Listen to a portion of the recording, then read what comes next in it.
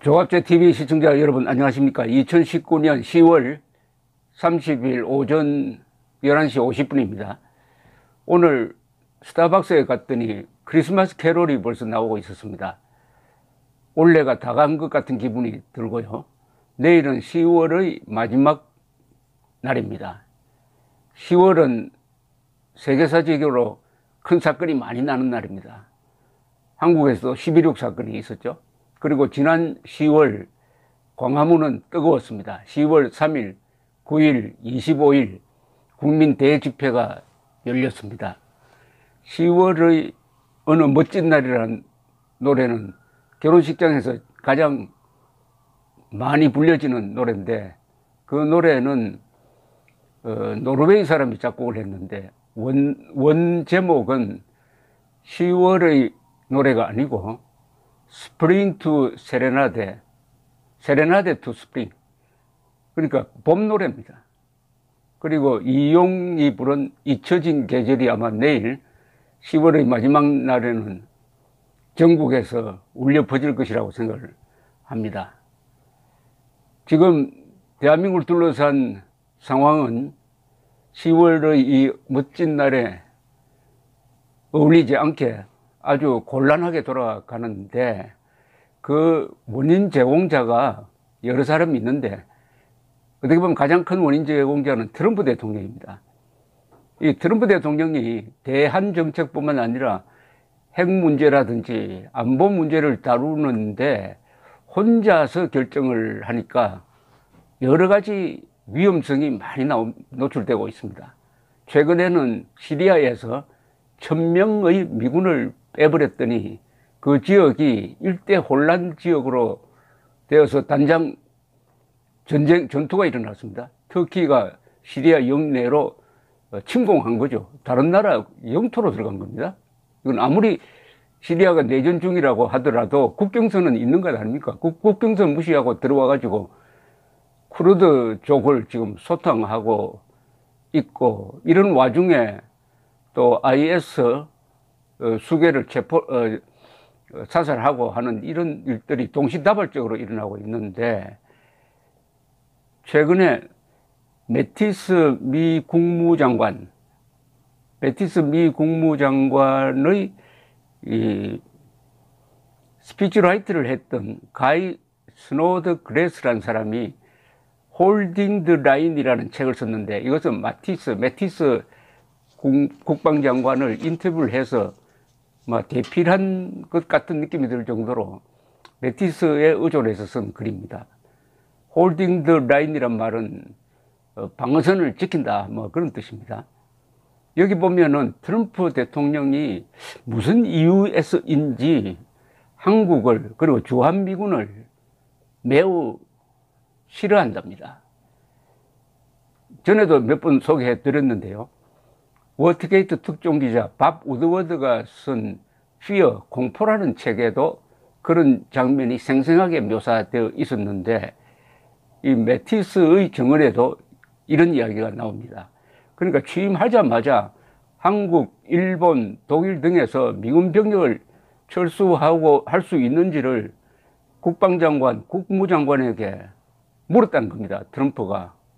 한국, 일본, 독일입니다. 한국, 일본, 독일은 냉전시대 때 미국과 손을 잡고 소련 중심의 공산주의 진영을 압박하고 이겨내는 아주 중요한 도우미 역할을 했던 고마운 나라입니다. 물론 한국, 일본, 독일도 미국의 도움을 받았죠. 그러나 서로 주고받은 거죠. 특히 한국은 유라시아 대륙이 공산화되는 가운데 그 젖꼭지처럼 남아있는 자그마한 휴전선 남쪽을 지켜가지고 자유의 방파제가 아니라 자유의 등불을 만들었는데, 철군이라는 게 이게 말이 됩니까? 그런데 2017년 7월 국방부를 트럼프 대통령이 처음으로 방문하려고 하니까 매티스, 틸러슨, 덤퍼드 합참의장 등이 대책회의를 하면서 어떻게 브리핑할 거냐 하는 말을 맞추는데 틸러슨이 이렇게 이야기를 했다는 겁니다. 지금 트럼프는 다른 나라와의 관계를 경제적 효율성으로 평가를 하는데 12가지 잣대를 만들었다. 그 잣대를 들이대 보니까 한국이 그 중에서 최악이다. 최악이라는 겁니다, 한국이. 그러니까 한국을 경제적 관점, 이 동계산으로 보면은 미국이 가장 손해를 보고 있다. 이런 판단을 하고 있었다는 겁니다. 그래서 매티스 국방장관이 있는 국방부를 방문해 가서 브리핑을 하는데 트럼프는 거기에 별로 귀를 기울이지 않다가 슬라이드에 한국과 일본 태평양에 주둔한 미군 이야기가 나오니까 갑자기 한국을 딱 겨냥을 해가지고 한국은 미국을 가장 많이 이용해 먹는 나라 중 하나다. 중국과 한국이 양쪽에서 미국을 말하자면 뜯어먹고 있다 하는 이런 취지의 이야기를 했다는 겁니다. 그래서 틸러슨 전 장관이 미군의 해외 주둔으로 우리가 득보는 것이 많다. 전투나 전쟁을 사전에 막는 그런 전초기지 역할을 하고 있다. 라고 했지만은 그 이야기를 싹 무시해버렸다는 겁니다. 그리고 2018년 1월 두 번째로 국방부를 방문했을 때도 만약 한국이 매년 우리에게 600억 달러를 내면 그건 괜찮은 거래다 라고 했다는데 600억 달러는 너무 많지 않습니까? 지금 약 10억 달러 분담금을 우리가 물고 있고 최근에 미국에서 50억 달러 달라고 해서 지금 한미 간의 협상이 진행 중인데 매년 600억 달러면은 이게 50조나 되는데요. 이건 좀 터무니없습니다. 그런데 정작 중요한 계산은 안 했다는 겁니다.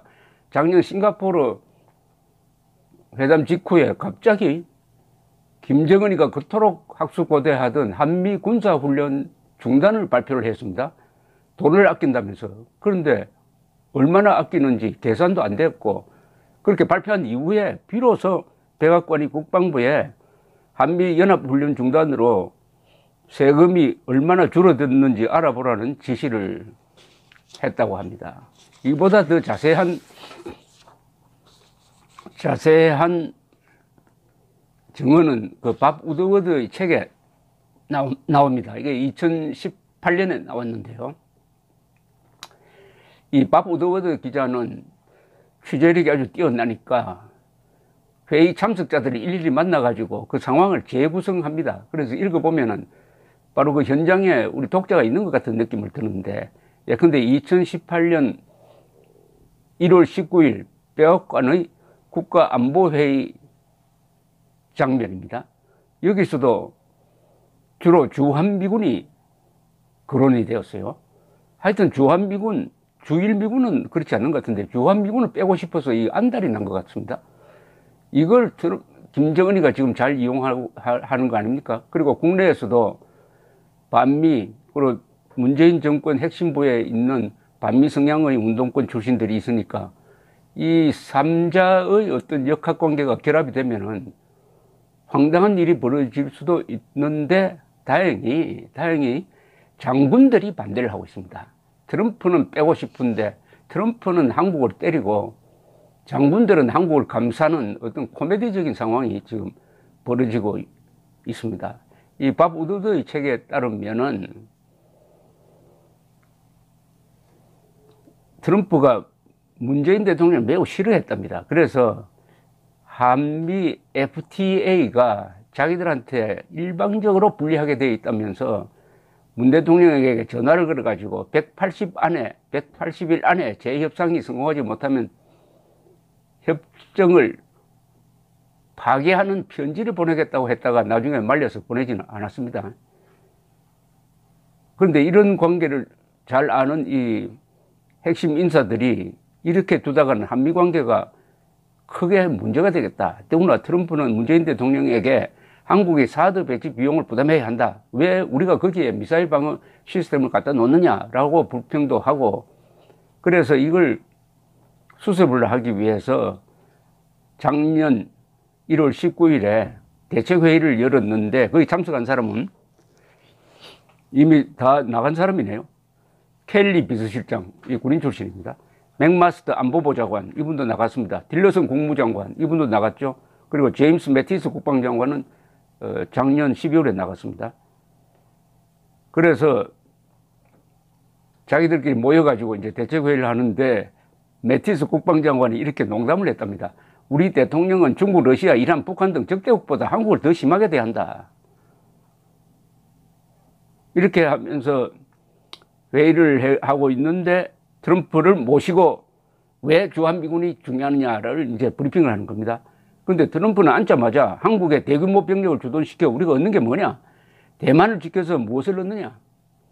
왜 한국과 동맹국이 되어야 하느냐? 미국이 아시아의 다른 나라들 그리고 중동과 나토 국가의 안보를 위하여 돈을 쓰는 것이 억울하다. 이런 이야기를 막 쏟아 놓았답니다. 그래서 매티스 국방장관과 조셉 덤포드 합참의장은 주한미군으로부터 얻는 이익이 어마어마하다. 예컨대 미국이 꼭 필요한 지역에 안정된 민주국가가 있다는 점이 얼마나 덕이 되느냐. 선거도 공정하게 하고 역동적인 자본주의를 운영하는 한국이 있을 뿐만 아니라 지금은 인구는 5천만 명이지만은 GDP는 1조 5천억 달러로서 러시아와 비슷하다. 이런 나라를 동맹국으로 갖고 있는 게 얼마나 든든하냐. 이렇게 우리가 들으면 좀 미안할 정도로 트럼프를 공박했다는 겁니다. 그러면서 아주 이 군사 비밀에 해당되는 이야기를 했습니다. 즉 주한미군이 운영하는 스페셜 액세스 프로그램이라는 게 있는데 북한이 미사일 발사를 하면 7초 뒤에 탐지할 수 있다. 그런데 알래스카에서 주한미군이 없어지면 알래스카에서는 15분 뒤에나 탐지가 가능하다. 주한미군 덕분에 우리가 미래에 전쟁을 막을 수 있다. 이런 뜻이죠. 그러면서 한미동맹과 주한미군을 유지하는 것은 3차 대전을 막기 위한 것이다. 매티스가 아주 직설적으로 이야기를 했습니다. 트럼프가 주한미군을 철수한다면 이는 핵전쟁을 유발할 수 있다는 뜻입니다. 트럼프가 너무나 뻔한 안보 사안에 줄기차게 의문을 제기하는데 질려가지고 막말을 하는 건 아니지만은 하여튼 대통령에게 하기에는 거북할 정도의 솔직한 이야기를 했다는 겁니다. 매티스는 이렇게 이야기를 했답니다. 밥 우드워드 기자의 증언입니다. 우리는 2만 5천 명을 전진 배치시켜 우리의 본토를 지키고 있습니다. 그런 병력과 정보 능력이 사라지면 전쟁 위협이 높아집니다. 한국과 일본을 방어할 수단도 줄어듭니다. 그렇게 되면 유일한 대안은 핵무기가 되는 겁니다. 한국과 맺은 동맹 관계는 미국의 역사상 가장 성공적인 안보 협상의 하나입니다.